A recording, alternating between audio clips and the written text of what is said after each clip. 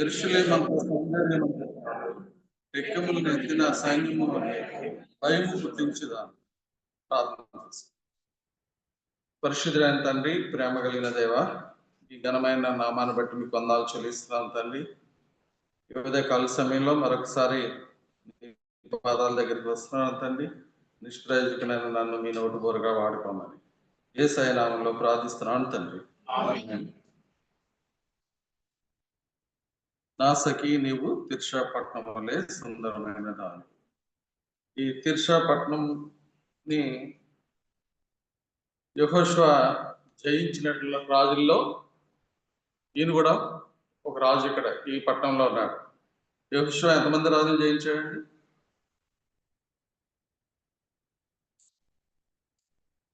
యెహోషువ గ్రంథము 31 మంది రాజుల్ని జయించాడా? అందులో ఈ తిర్షాపట్నం కూడా ఉన్నట్లుగా మనకు కనబడుతుంది. చూడండి 24 వచనం. 24 వచనంలో చివరి భాగం చదవండి సరిపోతుంది. 12:24 యెహోషువ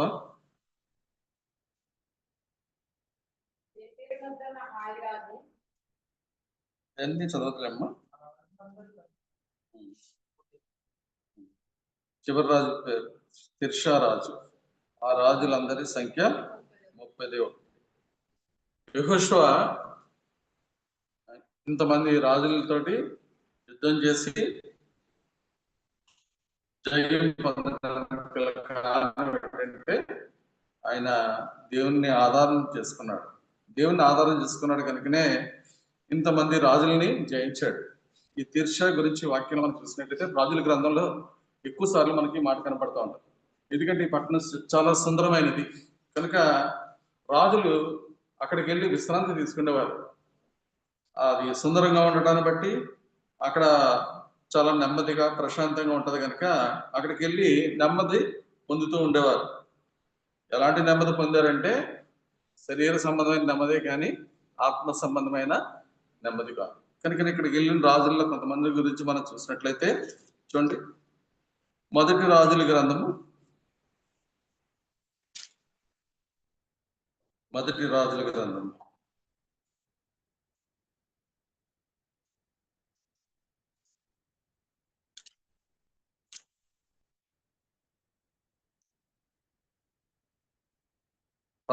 అధ్యాయం 17వ వచనం చూడండి. అప్పుడు యెరోబోము భార్య లేచి వెళ్ళిపోయి తిర్షాపట్నమునకు వచ్చింది. ఆమె లోగిటి ద్వారపు గడప యొద్దకు రాగానే ఆ చిన్నవాడు చనిపోయాడు. ఎందుకు ఈ మాటలు చదివిస్తున్నానంటే ఈ యెరోబోము భార్య ఒక దైవజనుడి దగ్గరికి వెళ్ళేటప్పుడు ఎలాగెళ్ళిందంటే భర్త డైరెక్షన్ వెళ్ళింది. భర్త ఏమని చెప్పాడంటే మారువేషం వేసుకుని దైవజనుడి దగ్గరికి వెళ్ళేటప్పుడు ఏం పెట్టుకెళ్ళమని చెప్పాడండి? చూడండి, ఇక్కడ రాస్తాడు. మొదటి 3 వచనాలు మనం చూసినట్లయితే 14వ అధ్యాయము. ఆ కాలమున యెరోబోము కుమారుడైన అబియా కాయిలా పడగా యెరోబోము తన భార్యతో ఇట్లనెను, నీవు లేచి యెరోబోము భార్య అని తెలియకుండా మారువేషం వేసుకుని షిలోహునకు పొమ్ము. ఈ జనుల మీద నేను రాజునని నాకు సమాచారం తెలియజేసిన అయ్యా అక్కడ ఉన్నాడు. కాబట్టి నీవు 10 రొట్టెలను అప్పములను ఒక బుడ్డి తేనెయు చేత పట్టుకుని అతన్ని దర్శించుము. బిడ్డ ఏమగునో అతడు నీకు తెలియజేయనని చెప్పగా యెరోబోము భార్య ఆ ప్రకారం లేచి షిలోహునకు పోయి అహియా ఇంటికి వచ్చింది. అహియా వృద్ధాప్యం చేత కండ్లు కానరాని వాడై ఉండేది. అంతటా యెహోవా అహియాతో సెలవిచ్చినదేమనగా, యెరోబోము కుమారుడు కాయిలా ఉన్నాడు గనుక అతని గురించి నీ చేత విచారించుటకు యరొబాము భార్య వచ్చిచున్నది, ఆమె మారువేషం వేసుకుని మర్యాద అయినట్టుగా వచ్చుచున్నది గనుక నేను నీకు సెలవిచ్చినట్లు నీవు ఆమెతో చెప్పవలను. అంతలో అహియా ద్వారం లోపలికి వచ్చు నామె కాలు చప్పుడు విని ఆమెతో ఇట్లని, యరొబాము భార్య లోపలికి రమ్ము, నీవు వేషం వేసుకుని వచ్చుటయ్యాలా, కఠినమైన మాటలు నీకు చెప్పవలనని నాకు ఆజ్ఞ. దేవుడు ఏం చెప్తున్నాడంటే, యరొబాము భార్యతో చెప్తున్నాడు. ఏమని చెప్తున్నాడంటే, యరొబాము భార్య లోపలికి రమ్ము, నీవు వేషం వేసుకుని వచ్చుట ఎలా.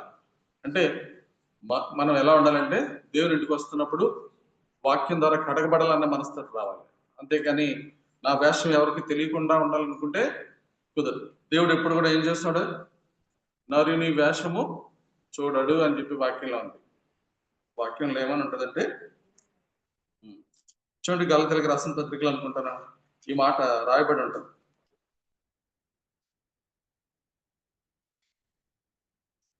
గలతీయులకు రాసిన పత్రిక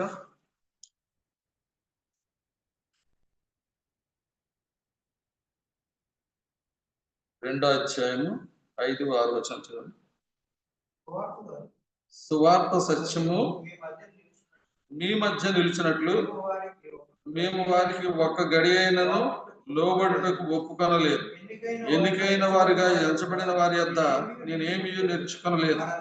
వారెంతటి వారైనను నాకు లక్ష్యము లేదు. దేవుడు నరుని వేషము చూడడు. చాలా దేవుడు ఏం చూస్తాడంటండి, మనిషిని ఆంతర్యాన్ని చూసి దేవుడు నరుని వేషాన్ని చూడడు. కనుక మనం దేవుని ఇంట్లోకి వస్తున్నామంటే మనం ఏ వేషం ఎంతో వస్తున్నామో అంతా దేవుడు చూస్తుంటాడు.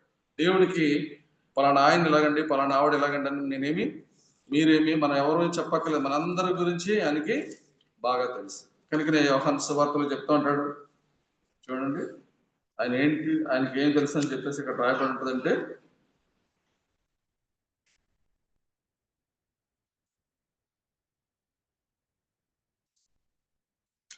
యోహాను సువార్త 2:24. యోహాను సువార్త 2:24 చూడండి. అయితే యేసు అందరినీ ఎరిగినవాడు గనుక ఆయన తను వారి వశము చేసుకొనలేదు. ఆయన మనుష్యుని ఆంతర్యము ఎరిగినవాడు గనుక ఎవడను మనుష్యుని గూర్చి ఆయనకి సాక్ష్యం ఇయ్యనక్కర్లేదు. మనుష్యుని ఆంతర్యాన్ని ఎరిగి దేవుడు యరొబాము భార్య దైవజనుడి దగ్గరికి వస్తున్నప్పటికీ దైవజనుడు ఎలాంటి పరిస్థితులు ఉన్నాడంటే, వృద్ధాప్యం చేత కళ్ళు కనిపించట్లేదు ఆయన. కానీ దేవుని యొక్క ఆత్మ చేత నింపబడిన వాడు కనుక దేవుడు తనకు ముందుగానే చెప్తున్నాడు. చెప్తూ ఏమని చెప్తున్నాడంటే, చూడండి 5వ వచనం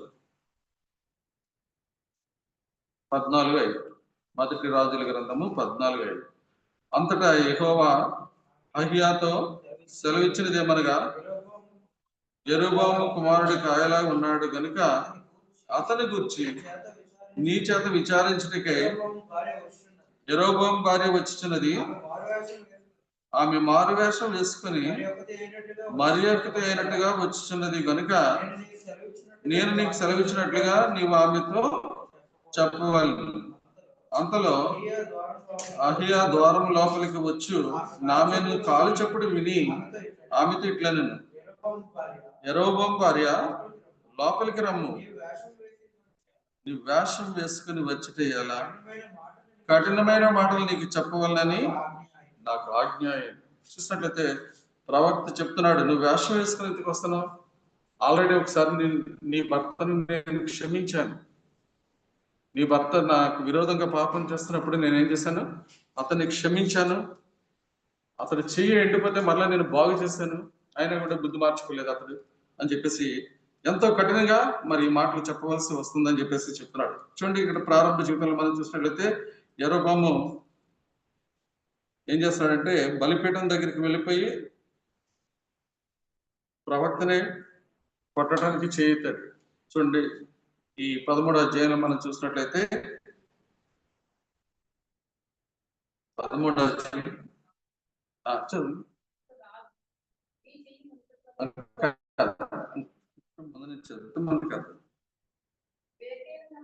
బేతేలునందున్న బలిపీఠం గురించి ఆ దైవజనుడు ప్రకటించిన మాట రాజైన యెరొబెయాము విని బలిపీఠం మీద నుండి తన చేయి చాపి వాడిని పట్టుకొనమని చెప్పగా అతడు చాపిన చెయ్యి ఎండిపోయింది. దాన్ని వెనుక తీసుకున్నటకు అతనికి శక్తి లేకపోయింది. చూడండి ఇలాంటి పరిస్థితుల నుండి ఈ వ్యక్తిని దేవుడు కనికరించి తను ఎలా చేశాడంటే ఉంటుందంటే తర్వాత వచనాల్లో మనం చూద్దాం. చూడండి ఎలాంటి స్థితి అంటే దైవజనుని మీద తిరగబడుతున్నప్పుడు చెయ్యి ఎత్తితే ఆ చెయ్యి ఎండిపోతే మరలా ఏమని చెప్పాడు చూడండి 5వ వచనం చదవండి. మరియు యెహోవా సెలవు ప్రకారం దైవజనుడు ఇచ్చిన సూచన చొప్పున బలిపీఠం బద్దలు కాగా బుగ్గి దాని మీద నుండి ఒలికిపోయాను. అప్పుడు రాజు నా చెయ్యి మునుపటి వలె బాగున్నట్లు నీ దేవుడైన యెహోవా సముఖమందు నా కొరకు వేడుకొనుమని ఆ దైవజనుడిని బ్రతిమాలుకొనగా దైవజనుడు యెహోవాను బ్రతిమాలుకొనెను గనుక రాజు చెయ్యి మరలా బాగై మునుపటి వలె ఆయన. చూడండి ఎంత ఎలాగ దేవుడు చేశాడంటే వెంటనే పాడైపోయిన చెయ్యిని మరలా బాగు చేసి ఎంత కృతజ్ఞతతో జీవించాలండి ఈ వ్యక్తి. కృతజ్ఞత అనేది లేదు మనిషి జీవితంలో. ఎప్పుడైతే కృతజ్ఞత లేకుండా ఉంటాడో ఆ కుటుంబం కూలిపోతూ ఉంటుంది. మనిషి జీవితం ఎప్పుడు కూడా ఎలా ఉండాలంటే మనకు చేసిన తప్పులను దేవుడు క్షమించి ఏం చేస్తున్నాడు పాడైపోయిన చెయ్యిని మరలా బాగు చేసి తను ఏం చేశాడని ఉంటుందంటే వాక్యంలో మనం చూసినట్లయితే చూడండి 7వ వచనం కదా. అప్పుడు ఒక్క నిమిషం అది 9వ వచనం 14 మొదటి రాజుల గ్రంథము 14:9. నీకంటే ముందుగా ఉండిన వారి అందరికంటే నిమిషం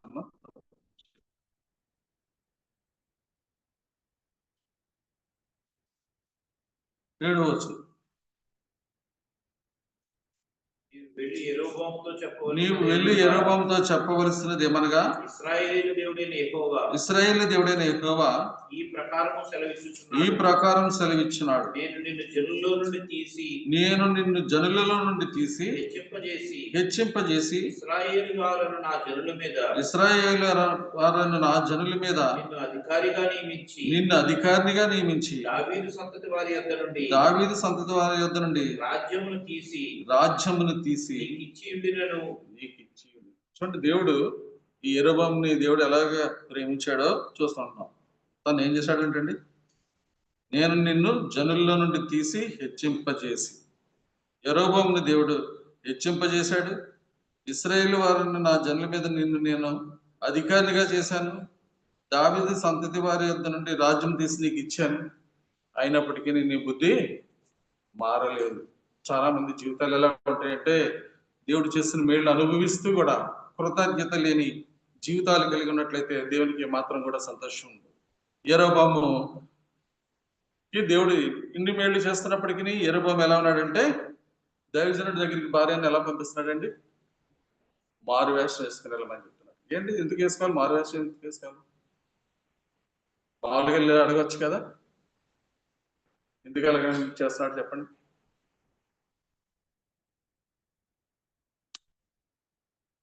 అంటే దైవజనుడి దగ్గరికి వెళ్తే ఇతనికి ఎంత చిన్నతనం వస్తుందండి అంటే గతంలో ఇతను ఏం చేశాడు అన్నది తెలుస్తుంది ఏమని చెప్పేసి భార్యకి ఏం చెప్తున్నాడంటే చెడు చెప్పి పంపిస్తున్నాడు. భార్య ఏం చేస్తుందంటే భర్త ఎలా చెప్తే అలా ఫాలో అయ్యి వెళ్ళింది. వెళ్తే ఇక్కడ మనం చూస్తున్న వచనాల్లో చూసినట్లయితే 6వ వచనంలో ఏముందండి, అంతలో అహియా ద్వారం లోపలికి వచ్చిన ఆమె కాల చెప్పుడు విని ఆమెతో ఇట్లా నేను యెరొబెయాము భార్య లోపలికి రమ్ము నువ్వు వేషం వేసుకుని వచ్చుట ఎలా, కఠినమైన మాటలు నీకు చెప్పవాలని నాకు ఆజ్ఞ. ఇందుకు ఈ మాటలు చెప్తున్నాడంటే దేవుడు మన ముందు ఏం పెడుతున్నాడంటే ద్వితీయోపదేశకాండంలో రాస్తుంటాడు. 11వ అధ్యాయము 26, 27 వచనం చూడండి. ద్వితీయోపదేశకాండము 11, 26. నేడు నేను మీ ఎదుట దీవెనను శాపమును పెట్టుచున్నాను. నేడు నేను మీకు ఆజ్ఞాపించు మీ దేవుడైన యెహోవా ఆజ్ఞలను మీరు వినని ఎడల దీవెనయు, మీరు మీ దేవుడైన యెహోవా ఆజ్ఞలను వినక నేడు నేను మీకు ఆజ్ఞాపించు మార్గమును విడిచి మీరు ఎరిగిన ఇతర దేవతలను అనుసరించిన ఎడల శాపమును మీకు కలిగి. కనుక దేవుడు ఏం చేస్తాడంటే వాక్యాన్ని మన ముందు పెడుతున్నాడు. వాక్యాన్ని మన ముందు పెట్టి ఏం చెప్తున్నాడు, నీకేది కావాలో కోరుకోమని చెప్తున్నాడు. కోరుకోమని చెప్పడమే కాకుండా కోరుకోమని చెప్పిన తర్వాత మళ్ళీ ఒకవేళ మనుషులు ఒక చెడ్డదాన్ని కోరుకుంటారేమో అని చెప్పేసి మంచిది కోరుకోమని కూడా చెప్తున్నాడు. చూడండి ద్వితీయోపదేశకాండము 30 అధ్యాయము 20వ వచనం 19 నుంచి చదువు. నేడు జీవమును మరణమును ఆశీర్వాదమును శాపమును నేను నీ ఎదుట ఉంచి భూమి ఆకాశములను మీ మీద సాక్షులుగా పిలుచున్నాను. మీ పితరుడైన అబ్రహాము, ఇస్సాకు, యాకోబులకు ఆయన ప్రమాణం చేసిన దేశములో మీరు నివసించినట్లు యెహోవాయే నీ ప్రాణమునకు నీ దీర్ఘాయుష్నకు మూలమై ఉన్నాడు. కాబట్టి నీవును నీ సంతానమును బ్రతుకుచు నీ ప్రాణమునకు మూలమైన నీ దేవుడైన యెహోవాను ప్రేమించి ఆయన వాక్యమును విని ఆయనను హత్తుకున్నట్లును జీవమును కోరుకున్నాడు. ముందు ఏం చెప్పాడు, మీకు ఏది కావాలో కోరుకోమని చెప్పాడు. మళ్ళీ ఇక్కడికి వచ్చినప్పుడు ఏం చెప్తున్నాడు, నీ దేవుడైన యెహోవాను ప్రేమించి ఆయన వాక్యమును విని ఆయన హత్తుకున్నట్లు జీవమును కోరుకోండి అని చెప్తున్నాడు. అయితే యెరోబాము ఎలాంటి వాడంటే వాక్యం తెలిసినప్పటికీ కూడా ఆ వాక్యానికి విధేయత చూపించకుండా వాళ్ళని కట్టడాలని మీరు నడుస్తున్నాడు. దేవుని వాక్యం మనం చూస్తుంటాం. 119వ కీర్తన 21వ వచనంలో ఏముంటుందంటే ఆయన ఎవరిని గద్దిస్తాడంటండి, గర్విష్ఠులను నువ్వు గద్దించున్నావు, నీ ఆజ్ఞలు విడిచి తిరుగువారు శాపగ్రస్తులు. వాక్యం వింటూ వాక్యానికి మనం విధేయత చూపించకుండా ఉన్నట్లయితే మన జీవితాల్లో నష్టపోతామని చెప్పేసి దేవుడు ఈ వాక్య భాగాల ద్వారా తెలియజేస్తున్నాడు. చూడండి, ఇక్కడ వాక్యం వింటూ కూడా యెరోబాము ఎలాంటి పరిస్థితుల్లో ఉన్నాడంటే ఆ వాక్యానికి విధేయత చూపించట్లేదు. నీవు గర్విష్ఠులను గద్దించున్నావు, నీ ఆజ్ఞలు విడిచి తిరుగు వారందరూ శాపగ్రస్తులు. కనుక ఇప్పుడు ఈ భార్య వచ్చి తన కుమారుడు గురించి అడగడానికి వస్తే ఆయన చెప్పిన జవాబు ఏంటండి, దైవజనుడు చెప్పిన జవాబు,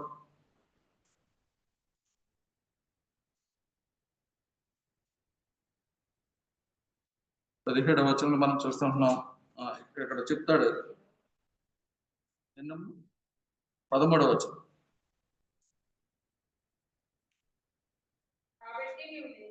కాబట్టి నీవు లేచి నీ ఇంటికి పొమ్ము, నీ పాదములు పట్టణములో ప్రవేశించినప్పుడే నీ బిడ్డ చనిపోవు. చూడండి ఎలాంటి కఠినమైన మాట. ఈ మాట వింటే మనకి ఎలా ఉంటుందండి, చాలా దుఃఖము, బాధ వేస్తుంది.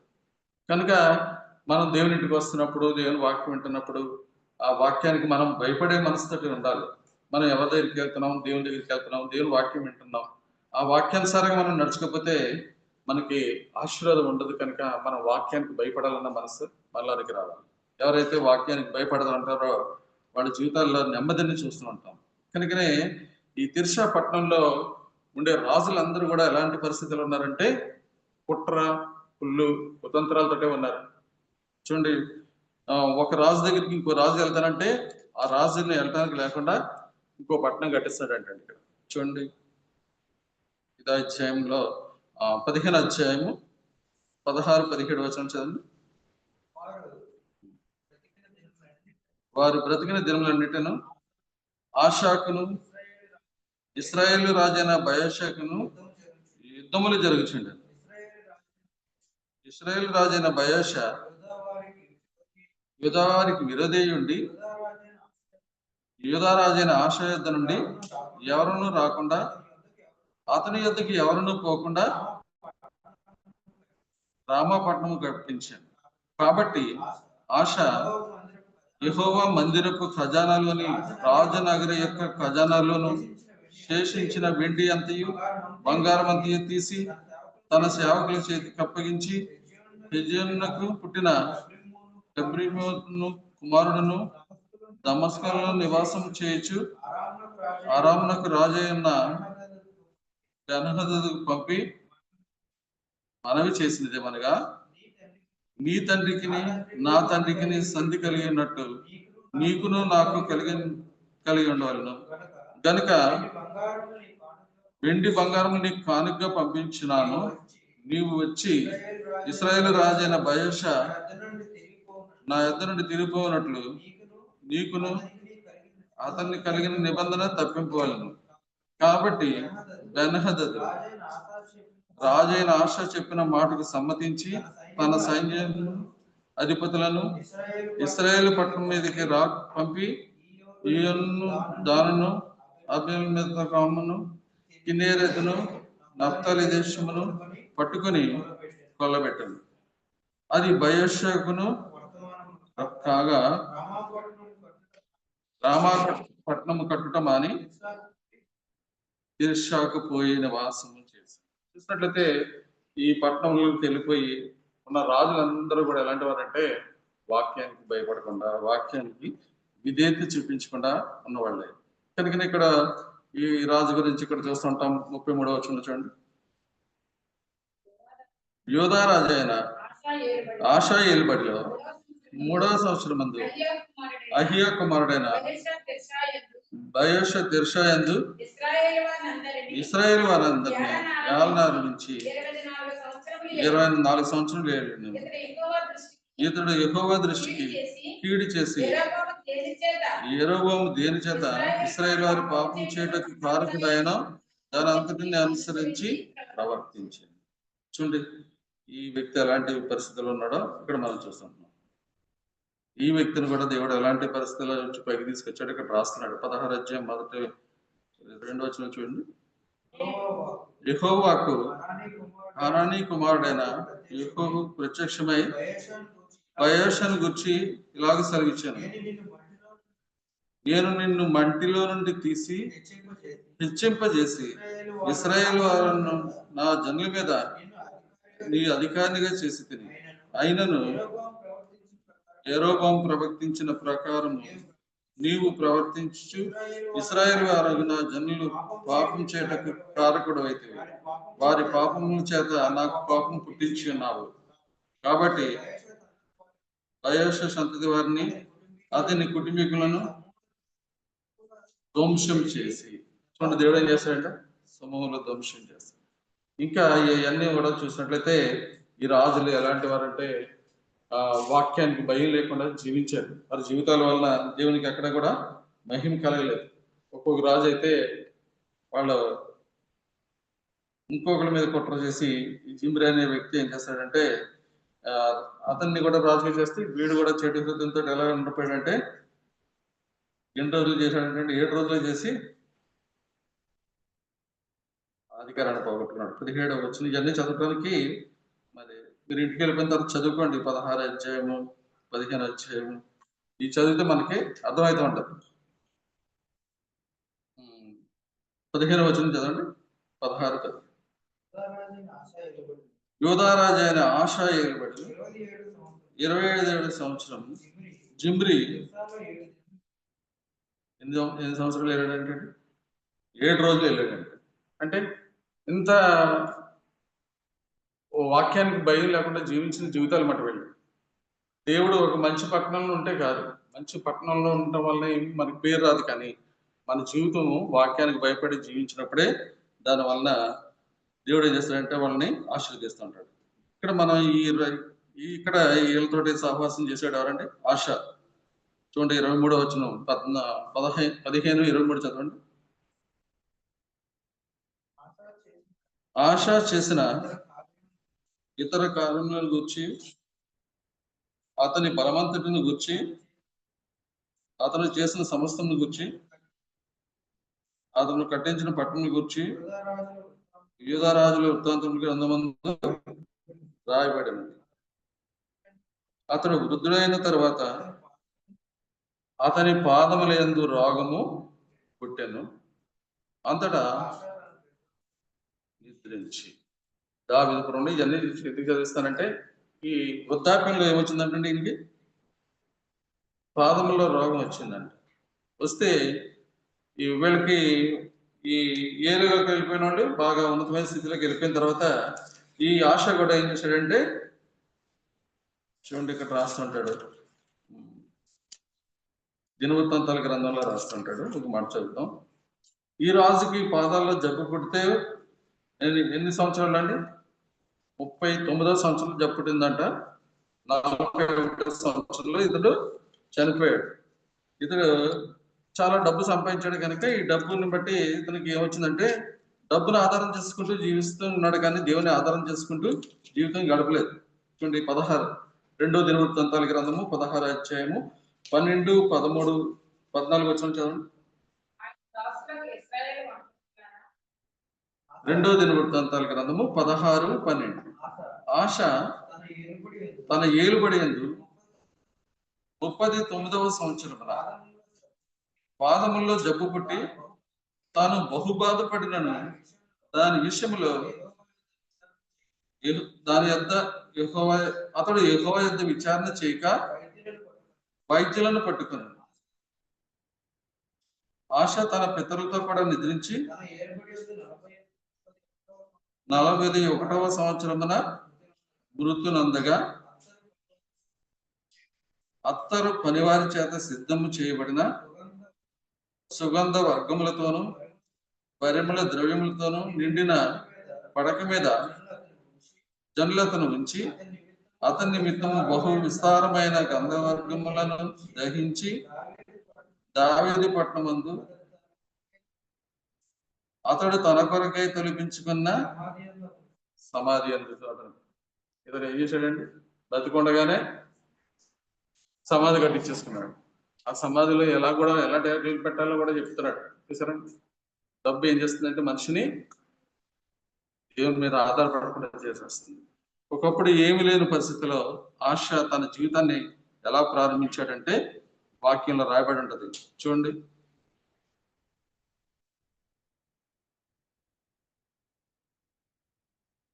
పద్నాలుగో అధ్యాయం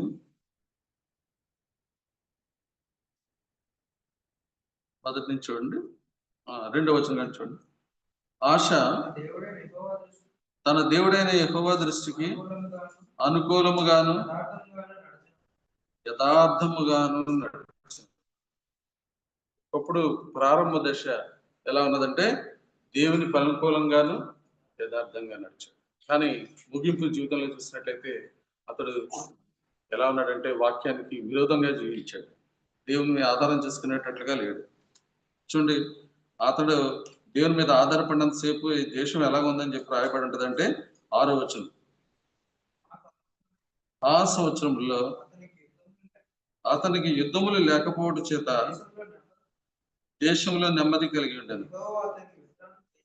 యెహోవా అతనికి విశ్రాంతి దయచేసి ఉండగా అతడు యోధా దేశమున ప్రకారము గల పట్టణములను కట్టించింది. 7వ వచనం చదువు. అతడు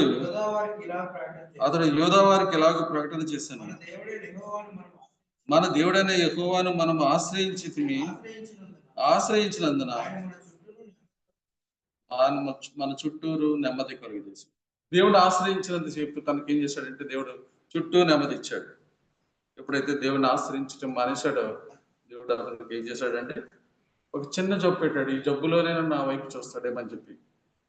కొంతమందికి అలాంటప్పుడు కూడా దేవుని వైపు చూడటం కనుక దేవుడు ఏం చేస్తున్నాడు చెప్తున్నాడంటే, యోబు గ్రంథంలో రాస్తూ ఉంటాడు 33:15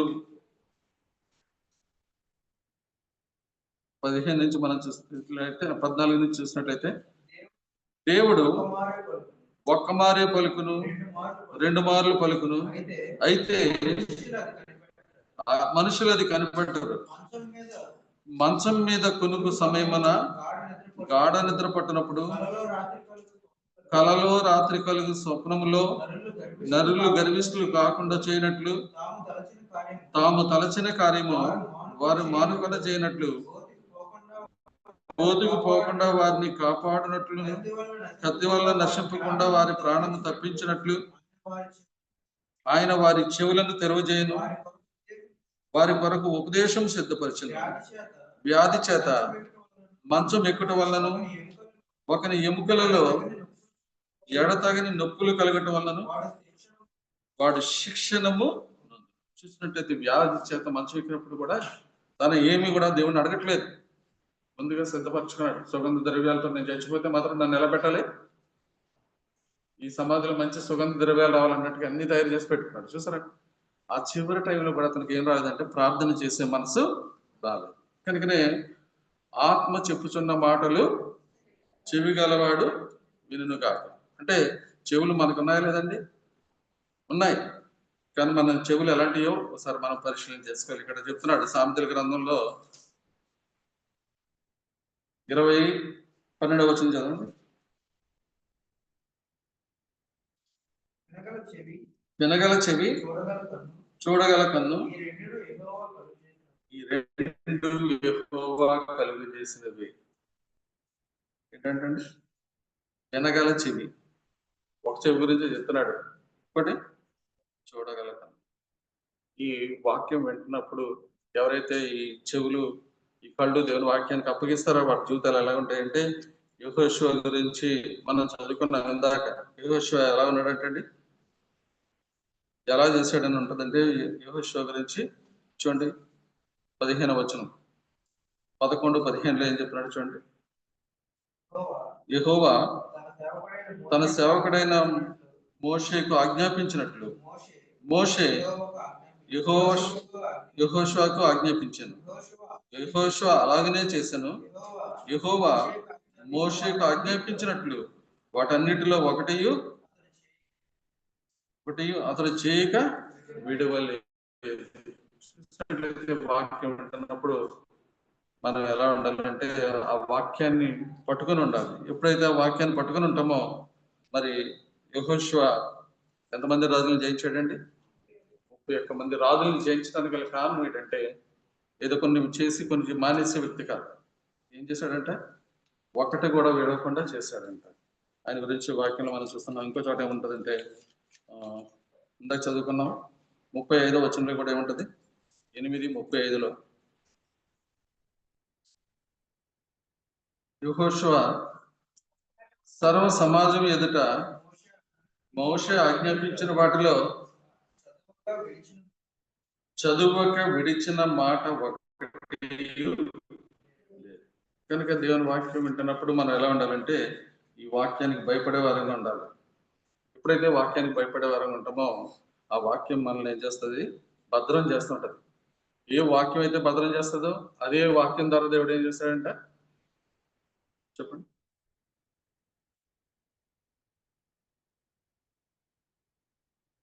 భద్రం చేసేది వాక్యమే, శిక్షించేది కూడా వాక్యమే. ఆ రెఫరెన్స్ మళ్ళీ మీరు వచ్చే వారం చదివి నాకు చెప్పండి. దేవుడు ఏ వాక్యం ద్వారా అయితే మనుషుని భద్రం చేయాలని చూస్తున్నాడో అదే వాక్యం ద్వారా శిక్షించాలని కూడా దేవుడు చూస్తున్నాడు. కనుక మనం దేవుడిని శిక్షించాలని చూడట్లేదు. మనం ఏం చేస్తున్నాడు, వాక్యం విని సరి చేసుకుని దాని ప్రకారంగా జీవించినట్లయితే మనకి ఆశీర్వాదం అని చెప్పి, మీరు ఆయన వాక్యం విని జీవమును కోరుకున్నట్లు జీవాన్ని కోరుకోండి అని చెప్తున్నాడు. ఆయన హత్తుకున్నట్లు జీవమును కోరుకోండి అని చెప్పేసి చెప్తున్నాడు. కనుక మనం వాక్యం విని దాన్ని హత్తుకొని ఉండడానికి పరిశుద్ధాత్మ దేవుడు సహాయం చేయండి.